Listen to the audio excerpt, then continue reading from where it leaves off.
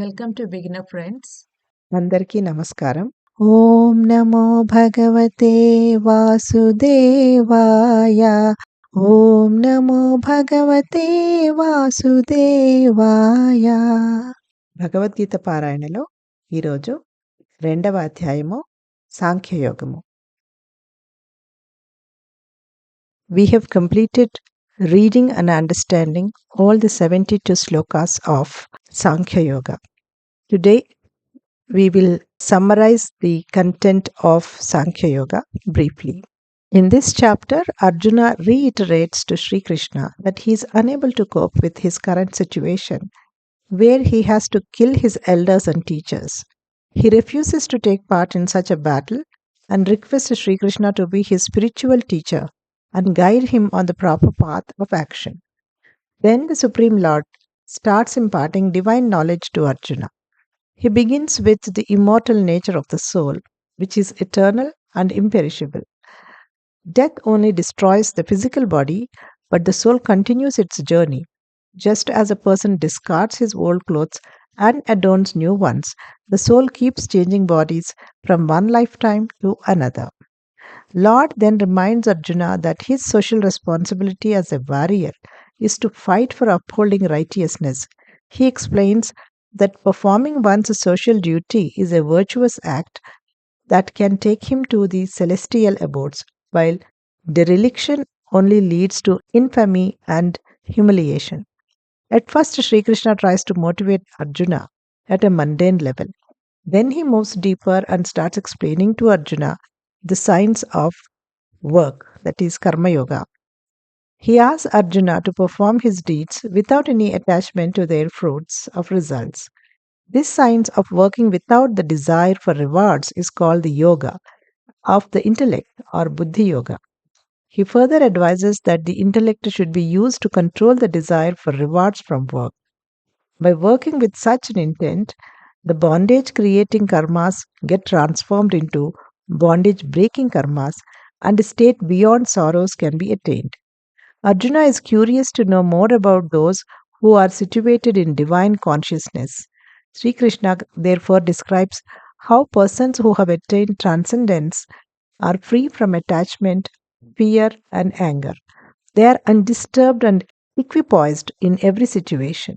With their senses subdued, they keep their minds always absorbed in God. He also explains the progression of afflictions of the mind, such as greed, anger, lust, etc., and advises how these can be overcome. సాంఖ్యయోగంలోని మొత్తం 72 శ్లోకాలు ఇంతవరకు. రోజుకు ఒక్క శ్లోకం లేదా 2 శ్లోకాల చొప్పున జనవరి 1వ తారీఖు నుంచి శ్లోకాలు, శ్లోకం యొక్క తాత్పర్యం, కొంతలో కొంత భావ వివరణ మనం చదువుకున్నాము. ఒక్కసారి ఈ సాంఖ్యయోగం యొక్క సారాంశం అంతా పునరావృతం చేసుకుందాము.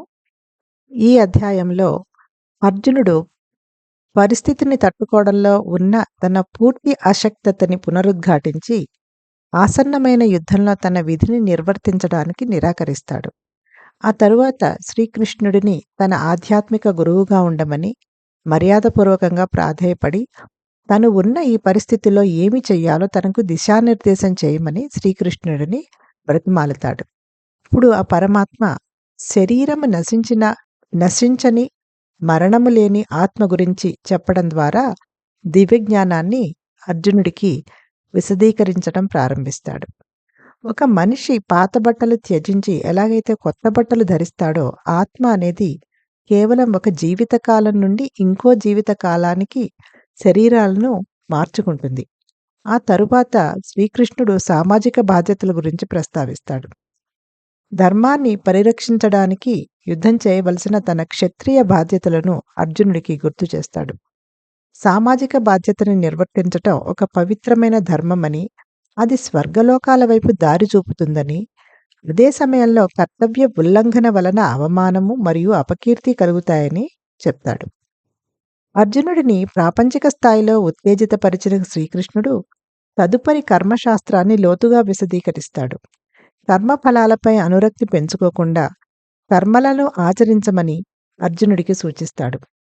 ప్రతిఫలాన్ని ఆశించకుండా కర్మలను ఆచరించడాన్ని బుద్ధియోగము అంటాడు. బుద్ధిని ఉపయోగించి మనం కర్మ ప్రతిఫలాకాంక్షని నిగ్రహించాలి. ఇలాంటి దృక్పథంతో పనిచేస్తే బంధాన్ని కలిగించే కర్మలే బంధనాశక కర్మలుగా మారిపోయి అర్జునుడు దుఃఖరహిత స్థితికి చేరుకోగలడు అని చెప్తాడు. దివ్య జ్ఞానంలో స్థితులై ఉన్న వారి లక్షణాల గురించి అర్జునుడు అడుగుతాడు. దానికి జవాబుగా శ్రీకృష్ణుడు ఆధ్యాత్మిక జ్ఞానంలో స్థితులై ఉన్నవారు మోహము, భయము మరియు క్రోధములకు అతీతంగా ఎలా ఉంటారో వివరిస్తాడు. వారు సుఖదుఖాలను సమానంగా స్వీకరిస్తూ అన్ని పరిస్థితుల్లో ప్రశాంతంగా ఉంటారు. వారి ఇంద్రియములు నిగ్రహించబడి ఉంటాయి. వారి మనసు ఎల్లప్పుడూ భగవంతునిలో లీనమై ఉంటుంది. మానసిక క్లేశములైన కామము, క్రోధము మరియు లోభములు ఎలా ఎదుగుతాయో మరియు వాటిని ఎలా నిర్మూలించవచ్చో దశలవారీగా శ్రీకృష్ణుడు అర్జునుడికి విశదీకరిస్తాడు. ఓం నమో భగవతే వాసుదేవాయ.